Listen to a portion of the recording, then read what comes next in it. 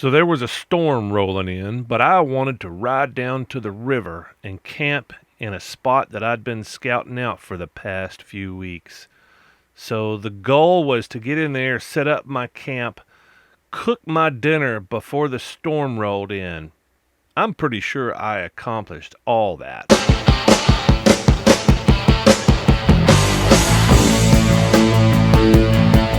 So the last time I rode out here was in the 80s. I was a young man riding an XR 600, and this is just an amazing place. It's a wonderful playground. Here's some shots just a few years ago from a buddy, Dan. Check out his channel on YouTube. Here's one of the tunnels. There's 3 tunnels that crossed Daniel Creek here, and they rode up to the mining town of Kellerman. And it's been several years since I've been back down in here. I've been poking and prodding and trying to find a way into this old area without having to go around a locked gate, and finally found a way down to the river, and I decided to go camping in next to the old rail bed, next to the old river, or next to the river, and it'd been raining for a couple of days before this trip, and everything was slick. And on top of all that, I had the front tire is almost bald. There's no knobs in the center, so I was being real careful and real ginger. The road I'm riding down now is pretty much gravel, pretty well kept, well maintained. Still a lot of gas fields, and this is one of the trails, the slicker trails that I took down to the river. I'm sure it goes all the way down to the river. I got pretty close, but slipping and sliding down this thing was a little bit shaky, and just I knew I was in the right place. I knew I was close by just because of the woods. Normally in this area, all you see is pine trees, and they're usually less than 20-30 years old. So once I got into the hardwoods here, I knew that I was in the right place. This is one of the few places that hasn't been strip mined, so the beauty of this place is exceptional. The hills, the creek system, and then it all dumps down into the river. But I'm trying to thread my way through. It doesn't look real muddy and slick here, but it is extremely slick. This is a clay base road, basically, that's kind of been washed out. Looks like it's had years and years of abuse by Jeeps coming down through here, and I eventually rolled into a tree blocking the road, and that's about the time that I started having to make some critical decisions on, am I gonna be able to get down into the river, and if I do, am I gonna be able to get out alive? There was a storm coming in at night. I think it was projected to be around 7 o'clock. So I knew what I was getting into. I just didn't know how bad the rain was going to wash out the road even more. I didn't know, how bad my traction was going to be. I had a decent rear tire, but the front was the problem, and I think I had more of a fear going down the road than I did coming back up it. But I think that's kind of typical for me. I think more people have fears of going up. I always have the fear of going down. Here's the tree that's blocking the path. But that fear of going down is, when you start sliding and you're on the wrong path, it typically means you're going to keep gaining momentum until you either get to the bottom or start sliding on your face. But I decided to go check out the what's on the other side of the tree, just because I was really anxious to get down to the river. I know that the rail runs down the river for a section. Because I've ridden it. Back in the 80s, I rode that rail bed, and it leads up into the tunnel system that crosses the creeks. I found a path down to the lake, but I'm thinking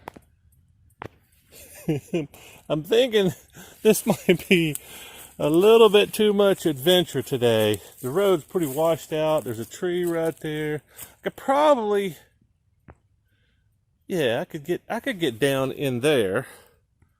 Go around this log, get down in there, and get down further down. But I'm just wondering, this may be just a little bit too much adventure for me today. I'm loaded down. It's wet as hell out here. It's muddy. And I'm just trying to use my common sense because there is absolutely there's nothing there. Well, there's something there. I think it's every other, oh man, this tire's messed up. I got a new tire on the way, but it's not going to be here till I think Thursday. So it's Tuesday. So it's time to turn around, be sensible. You know, I had some friends that got into hard enduro. I think that's a thing when you're in your teens and 20s. That's not something you get into when you're an old man like me. I like the idea of it. I love watching Erzberg. I love watching that stuff. It amazes me every time I see somebody climb a freaking cliff like this on a bike, but that's just not me. I'm too old for this crap. Try to avoid that spear going out too.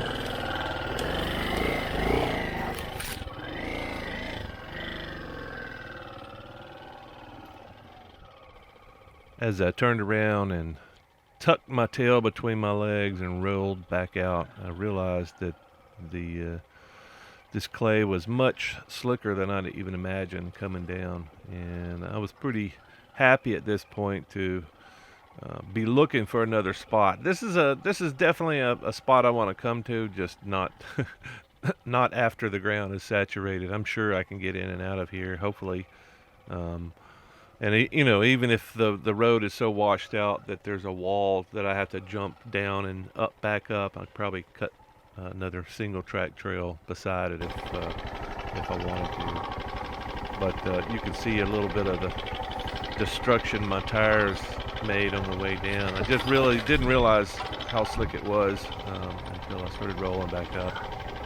But I'm pretty happy with the fact that I did not go all the way down at this point.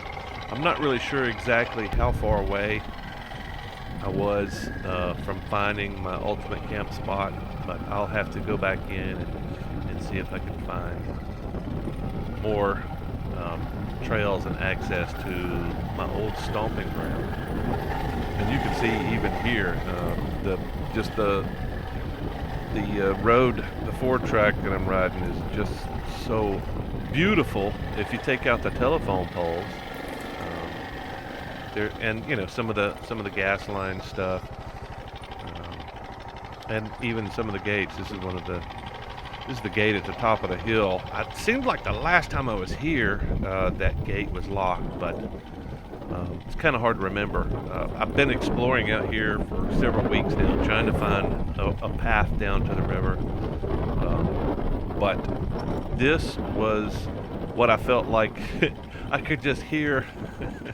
I could hear an orchestra and violins and the choir singing as I descended down this trail, because it's just so amazing. I knew what I was about to see. I just didn't know how awesome it was going to be. When I got down to the bottom of this hill here, I just started looking left and right, because there's a small creek at the bottom of this hill, and I was trying to find ways to get in off the road and onto the creek, because that's kind of what I was looking for. Just a camp spot. I wasn't looking specifically for my old stomping grounds. I wasn't expecting to find a way in.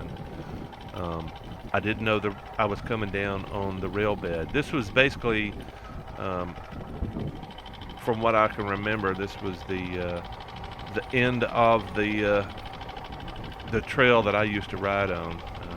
You ran through this huge, I don't know, thousands of acres of riding, lots of interesting terrain.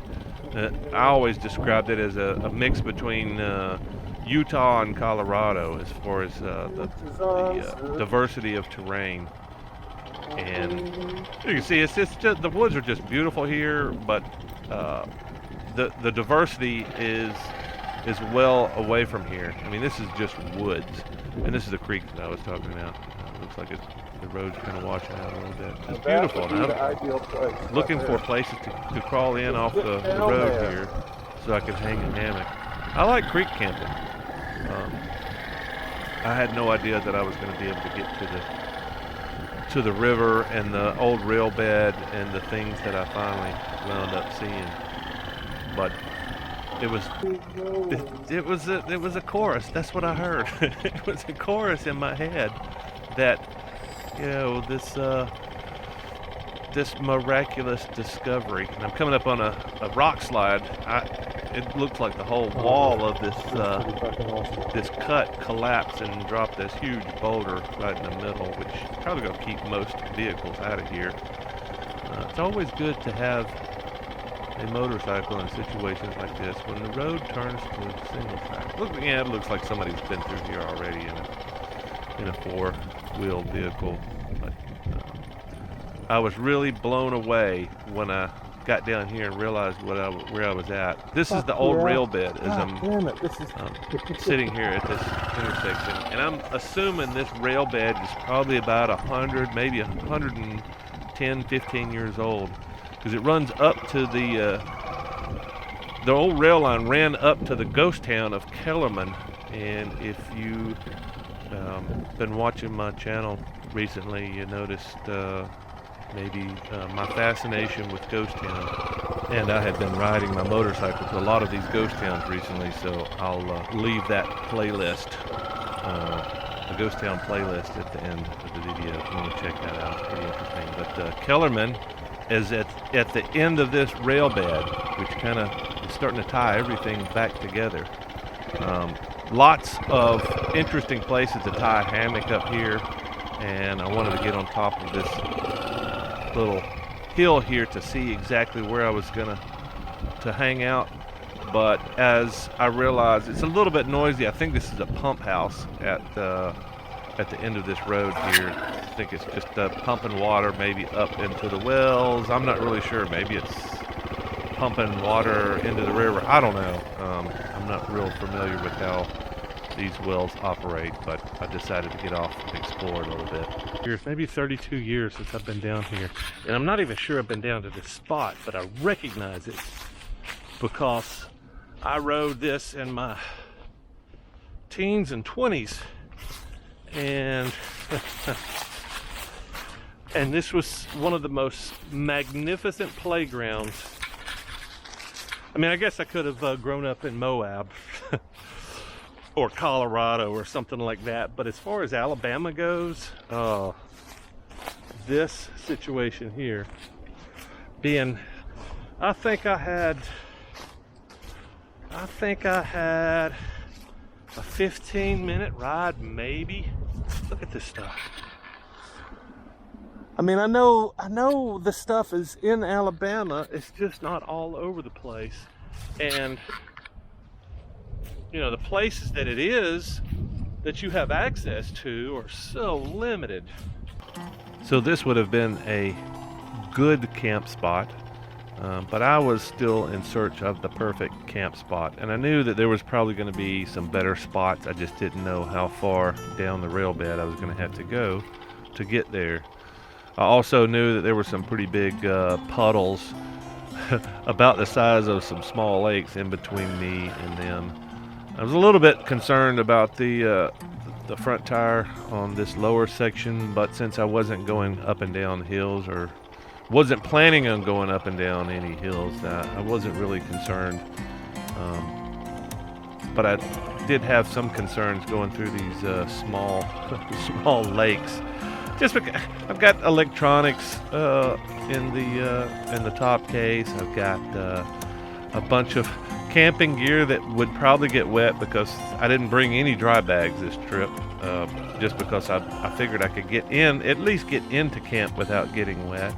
And even then, I assumed that if I did get rained on, that I have some protective coating on the essential dry stuff.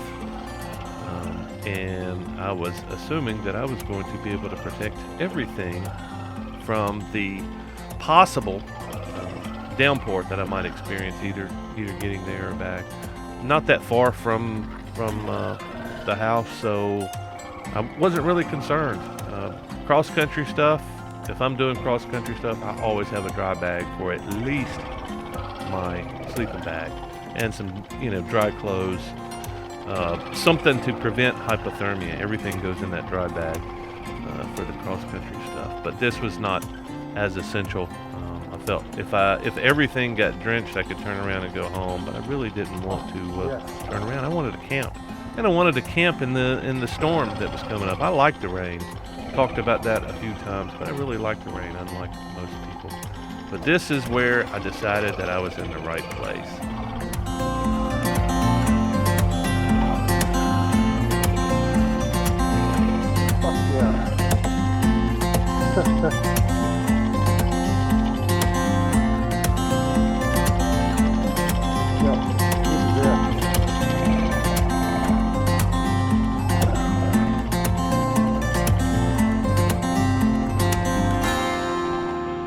But first things first, I'm going to pretend it is raining now, so you can see what I typically do if I'm setting up in the rain, or I've got to get under shelter quickly or something like that.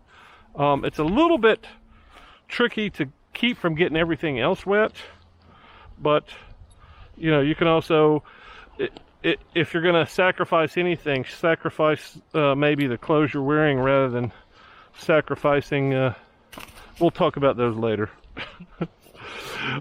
I've got to figure out something where I don't have to carry so much bulk. Weight is not my issue. Bulk is the issue. And we are going to talk about that today. This is my hammock. Normally I set this up first, because if I have problems, typically I have problems with a hammock, and that's typically the first thing I have problems with, but we'll talk about that. So first thing, I've got to figure out which trees I'm going around. It looks like this one and that one, but it could be that one and that one. I kind of want to have my fire here, so if I did this one and that one, I could set up with my fire and not have to move those rocks. Or I could go that deep, but I've got these saplings that are in the way, and I'd have to cut those or bend them back or something. I don't think I want to do that.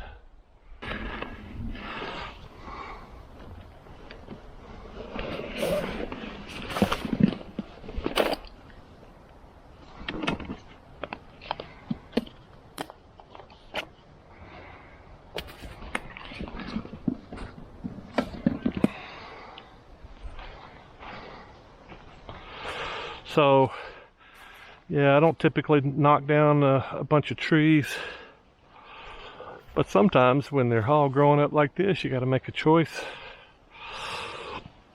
You help nature make the choice. I think that's what I'm trying to say. Well, am I going there or am I going here? Yeah, I think I'm going here. So I'm gonna get some natural choice going here too. I'm just gonna knock some limbs off.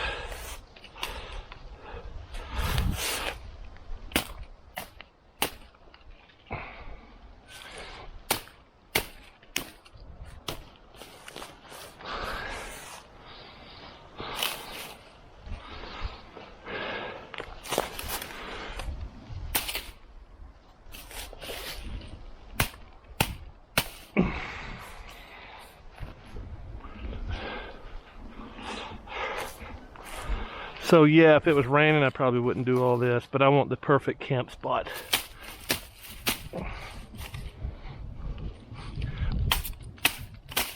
As much as I can get.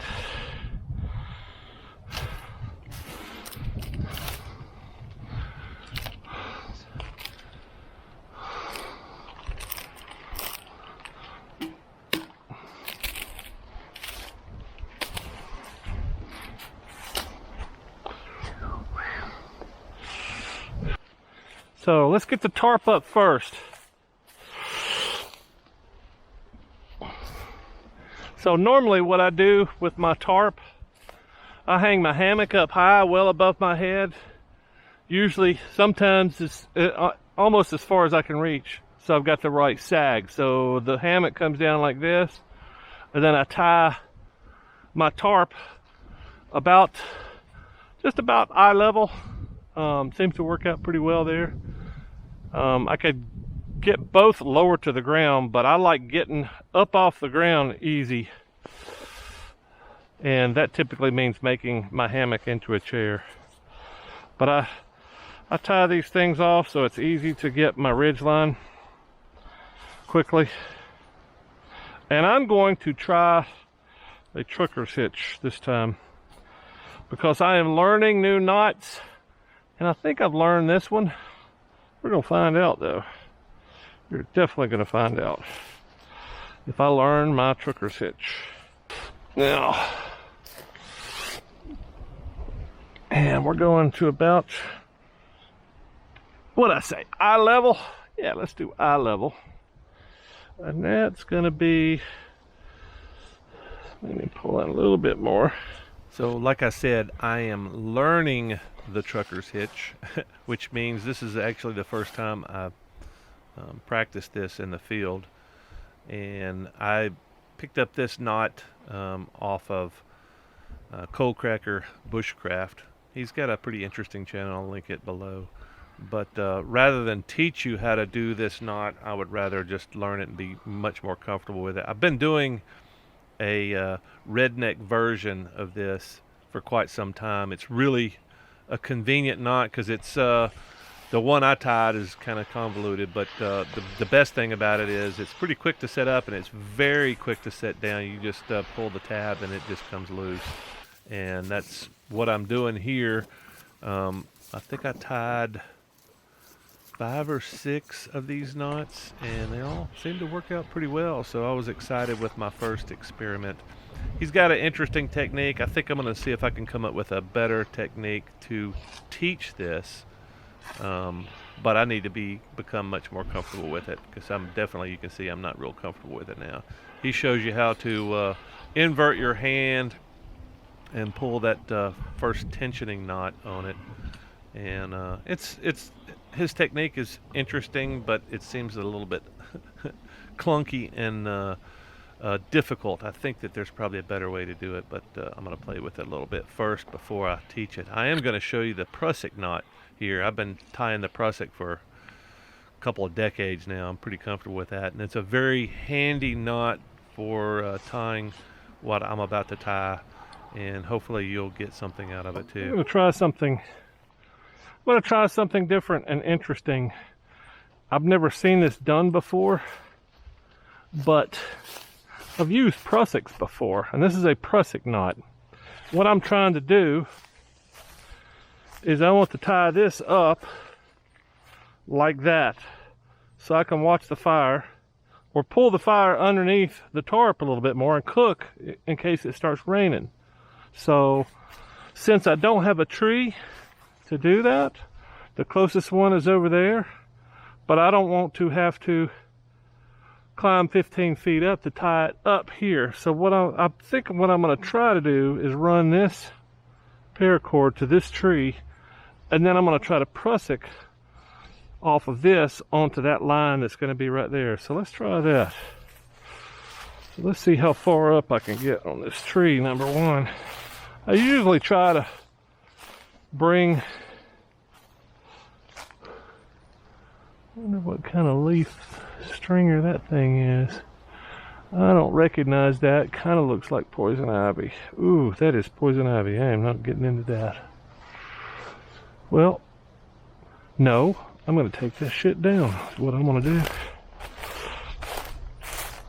I'm going to protect my dainty little sensitive hands.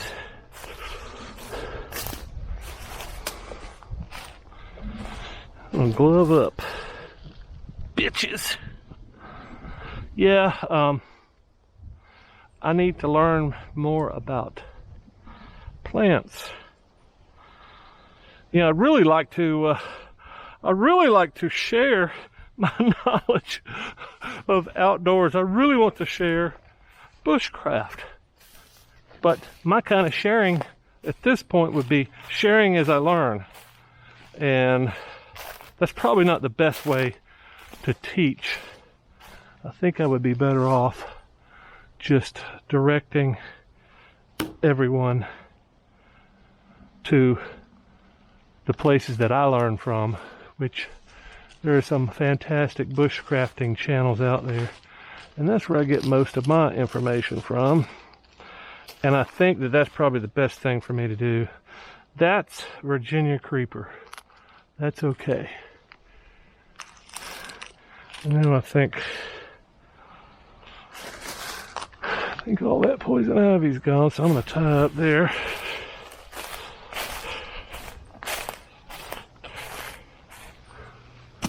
I like my little axe. I think I'm going to keep my gloves on while I do this. Yeah, so there's probably nothing more that I would love than to teach you guys, the folks that are watching, some of the stuff that I know. But a lot of the stuff I know wrong, or it's not the right way, and I don't want to teach my brand of horseshit. I guess that's what I'm trying to say. Sounds kind of funny, but so. What's funny and interesting is that I have run into this dilemma before, having an open space like this. This is a pretty open space. This is lots of room for tent camping here, all over this little area.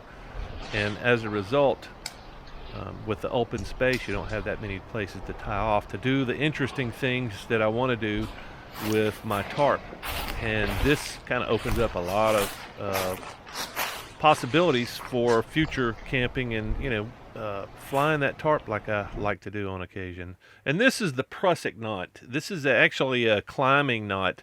You start with a bight of rope, which is basically a loop, the end of one of your ropes, and then you pull both the working end and the longer end through that bight, and you just snug it down. It's a very simple knot, but it's very powerful in that when you snug it down, when you dress the knot, you can pull on one side, you can pull on either side, and it's not going to come loose. If it does come loose, you probably need to put another loop or two in there, and I'll show you that here in a second.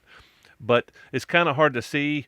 You really need to play with this to understand the power of the knot. It's just such a simple knot, and it's adjustable. You can pull this thing tight, and then just like the trucker's hitch, it's an adjustable knot. Rather than tying one knot and then it being fixed, you can adjust the knot. So tie the knot first, and here I'm putting another loop in it. Kind of hard to see. I probably should make a better video of this, but I've actually got two threads going in here, and you can see it going through twice. Just you're basically taking the same line, going through that bight, that loop twice, and you can do this as many times as you need to tighten, to make sure that the loop doesn't slip. Basically, you can. I've used this before, ascending on a rope, and you can do the same thing. It's a very powerful knot, and I'm glad to have an opportunity to show it to you. I'm very glad that all my knots worked out well, as it was a very windy day most of the afternoon, and the wind continued to blow till the sun started going down.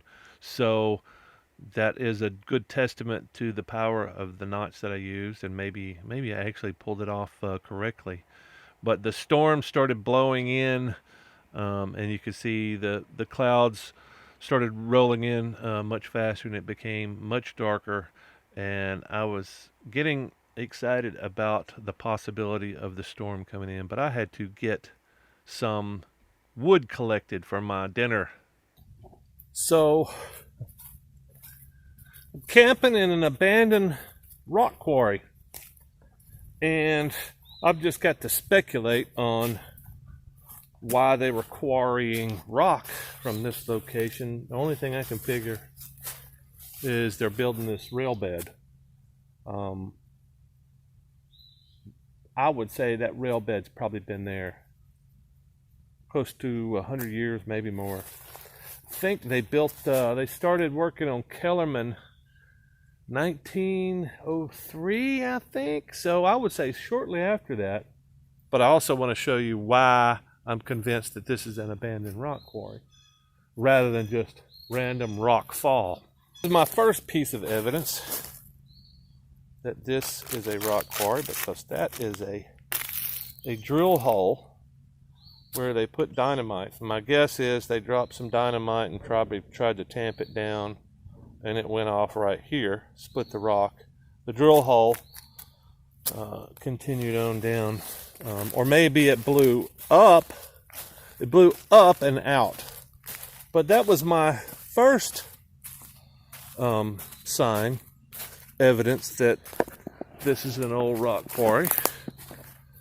Obviously they were clearing rock. I'm not sure why they would want to clear rock this far back, other than the fact that they wanted to use the rock. And here is even more evidence. Looks like 3 separate drill holes. And wow, that's deep. That's almost 2 feet deep there. So same thing. Maybe the explosion split the rock on this plane. So the explosion came up and out of this hole, split the rock on that plane. But yes, I don't know. Other than building the rail bed, I don't know. Yeah, I don't know. I just know it was a quarry because people don't drill holes in rocks and blow them up unless they want to get at something.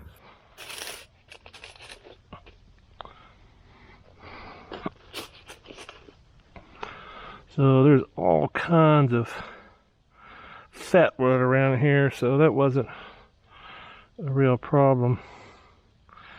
Let's see if I can get this stuff strung out a little bit. Get it in my little bird's nest here. See how long it takes me to get this fire going. Oh, stuff is pretty brutal. Let's just stick a few sticks in here, see if we can get some magic going.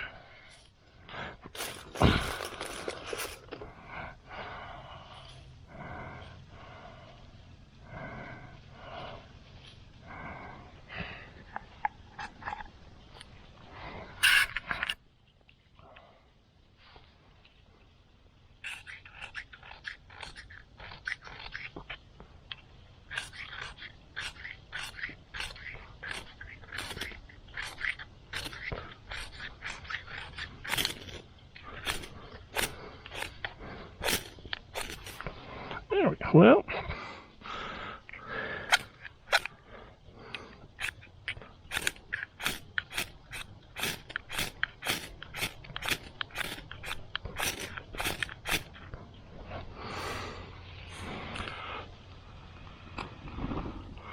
that wasn't too hard, I don't reckon.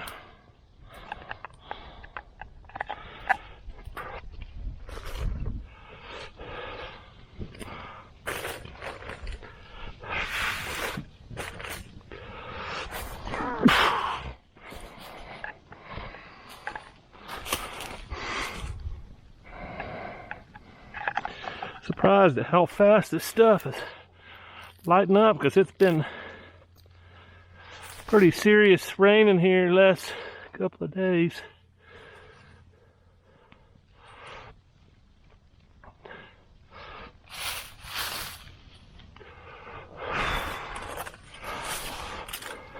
I guess it had enough time to dry out today, maybe. So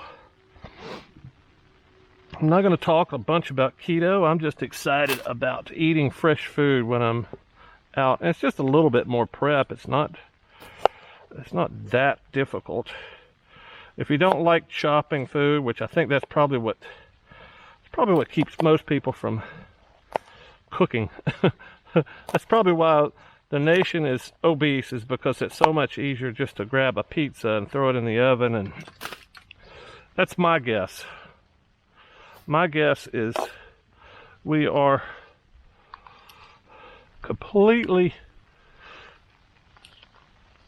we're shortening our lives by not eating healthy. And I say this all now that I've been, what do you call it? I have seen the light. My doctor has got me on keto. She's a big proponent. She's on the keto diet herself. So, I mean, do as I say and do. I like that. I like the people that give advice and follow their own advice. I'm all about that. So, if you watch my channel, or any of my camping videos, you've probably seen this in the last year. I think I've used this consistently.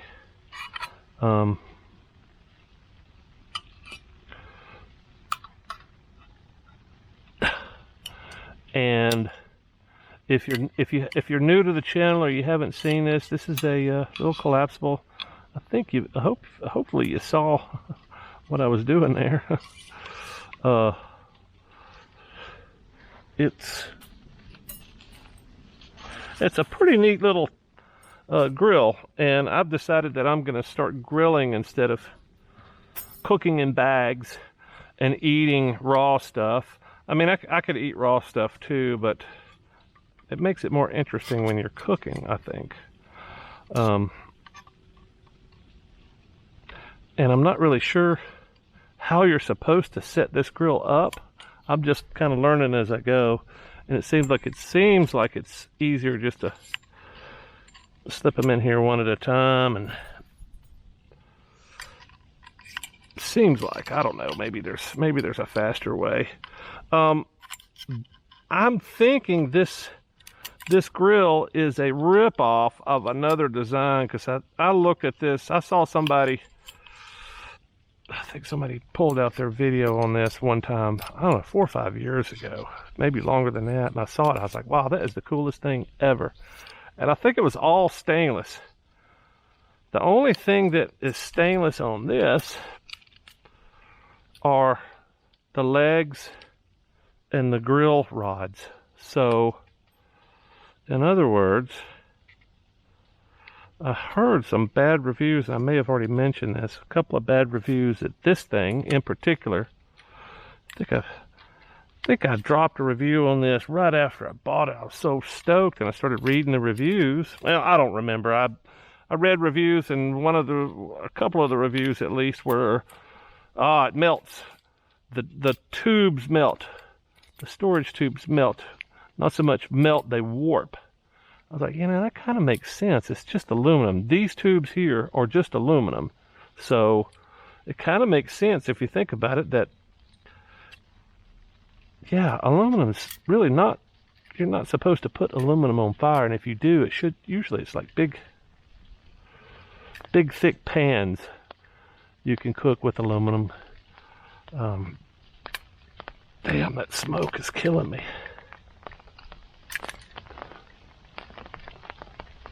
All right.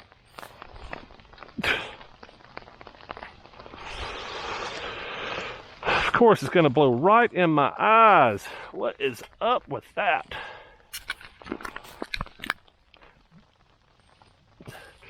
Gotta get this fire going again. Kind of hard to concentrate on keeping your fire going while you're preparing your food.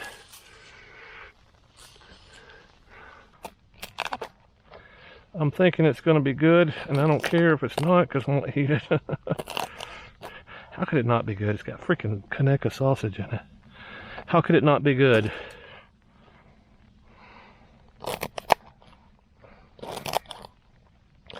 This is not the best chopping knife, but it's very, very sharp.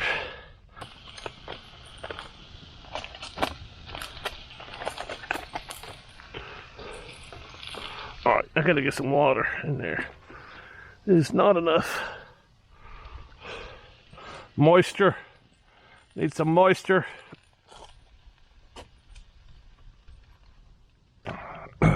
So my next meal, I'm actually thinking about squash. I've got a big acorn squash.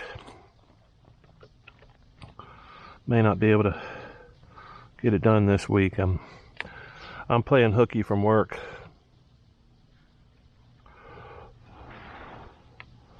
Well, you know, social distancing.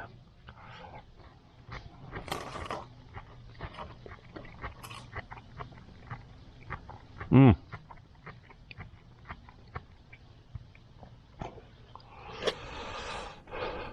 right, so we're just looking for a clear spot.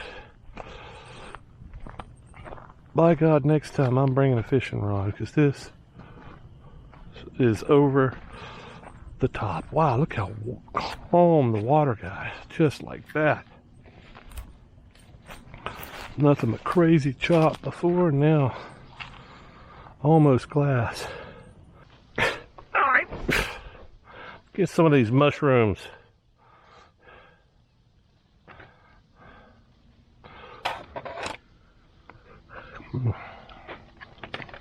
Tastes like mushrooms.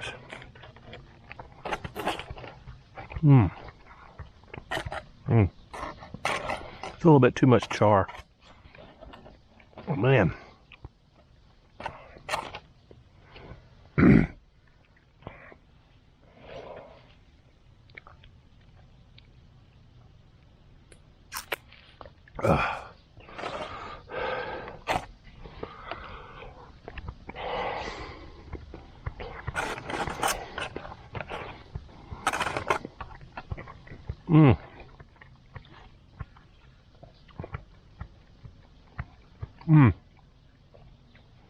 Oh, these are so good.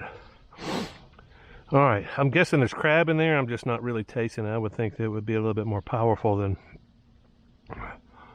I don't know. These are fantastic though. Stuffed mushrooms, that's my new thing, I guess.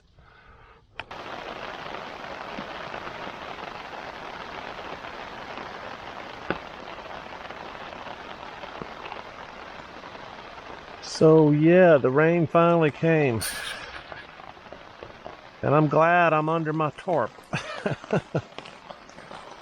I thought about going for a longer hike, but I thought, you know, I don't know how long this weather's going to hold out, and it didn't. I think it was it's about 30-40 minutes later than they forecasted, but I mean, at least I knew it was coming, you know. And I have got a tablet with some movies. I got all kinds of videos and stuff I can watch. But I'm just going to sit here and chill with the sound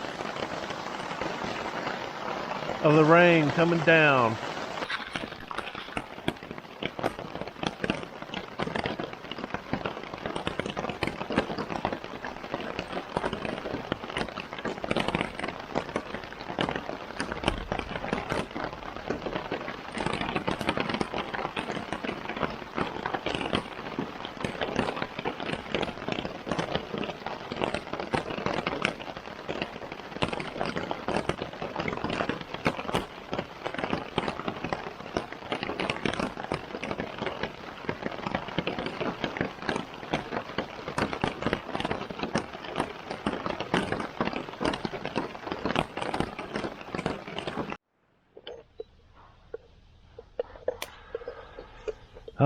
Morning coffee. Taster's freaking choice. I gotta do something better than that. I know that I can do something better than that. I'm just trying to figure out what. So I'm thinking, boil some water, throw in a tea bag like coffee container. If anybody knows anything like that, let me know. Let me know where to find it. This is kind of an essential. Most of the time I don't need it, but Dehydration is pretty serious. You can die from it. So my normal instinct is to run over there to the waterfall and get something, collect something out of there. But I also had lots of rain last night and collected a good amount of rainwater. So I think that's what I'm gonna do.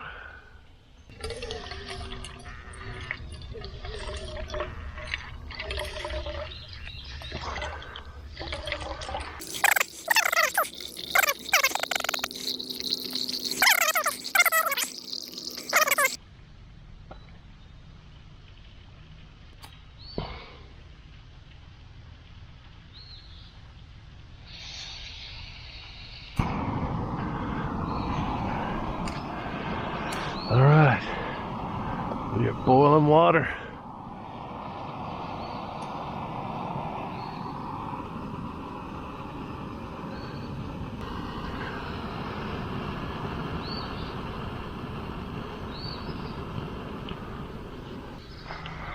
So maybe while we're waiting on the water, maybe I should talk about the tarp setup compared to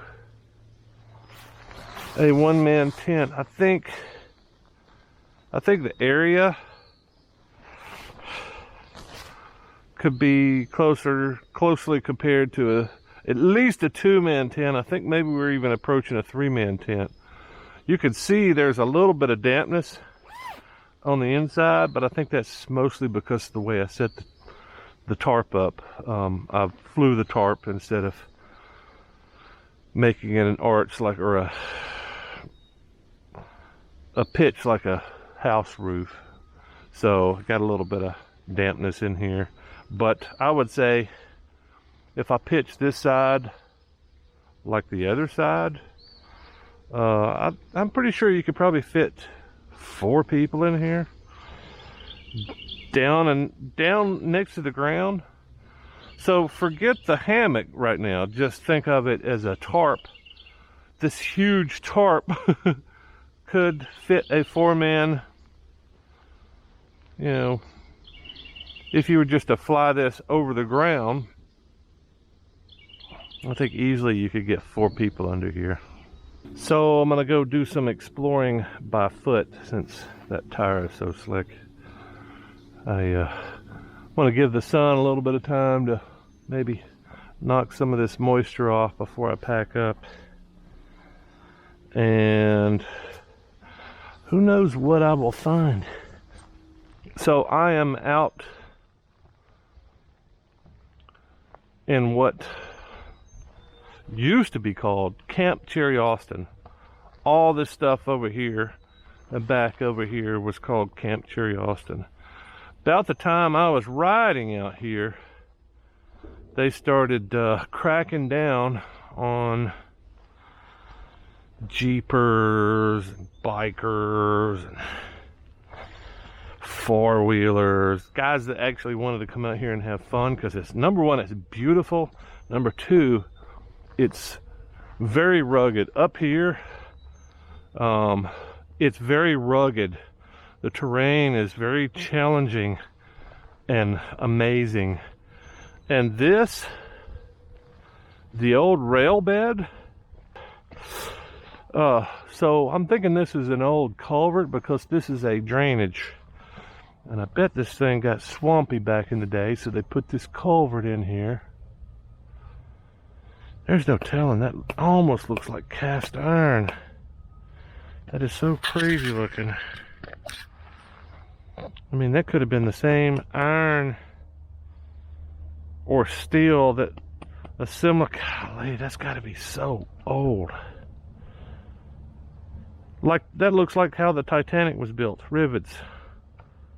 So back before a Sipco, back before companies made cast iron pipes, that could be cast iron, man.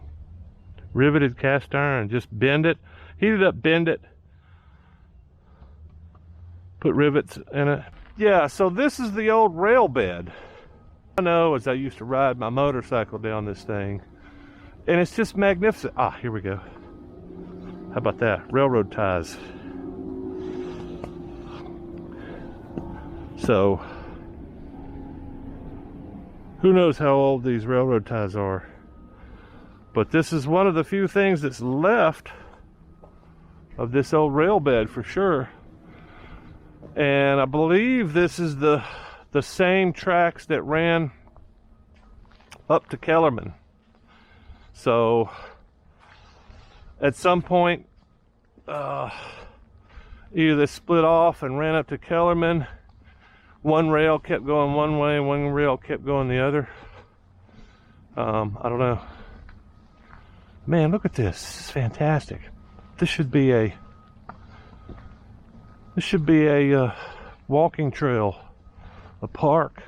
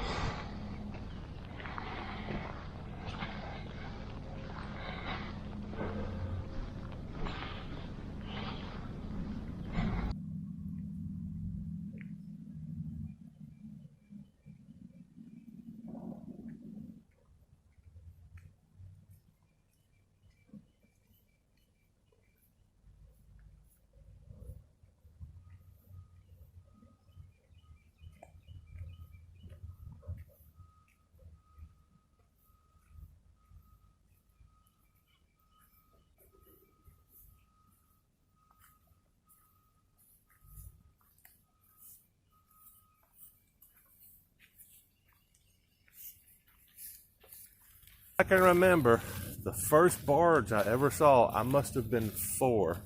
It's one of my earliest memories. On this river, around, I'm going to say it's around 1969. I was probably 4, maybe 5, so that would make it 1970. But I can remember getting in the boat with my uncle at night.